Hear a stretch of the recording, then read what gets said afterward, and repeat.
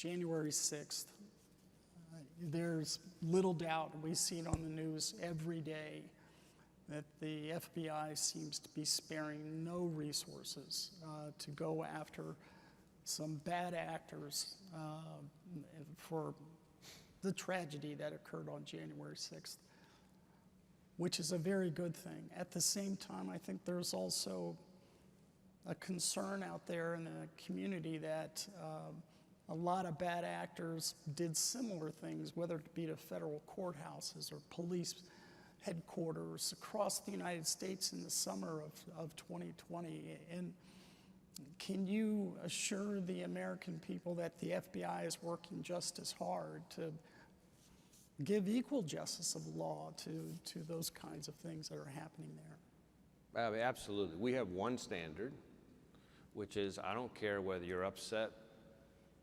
about an election, upset at our criminal justice system, whatever it is you're upset about, there's a right way and a wrong way to express your being upset in this country, and violence against law enforcement, destruction of property is not it. That's what the rule of law is about. So we have, in both instances, opened hundreds of investigations, in both, related to the stuff over the summer and January 6th. We've made hundreds of arrests in both. We've used nearly all 56 of our field offices, including our joint terrorism task forces, in both.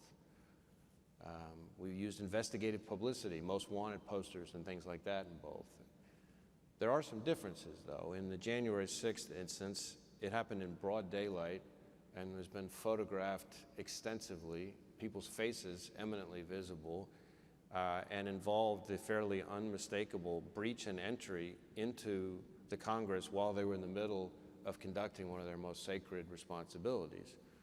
Contrast that from a lot of what we saw over the summer was happening under cover of darkness with people's faces concealed, often attacking buildings that might not be federal property, in some cases the courthouse, but not while people were in operation.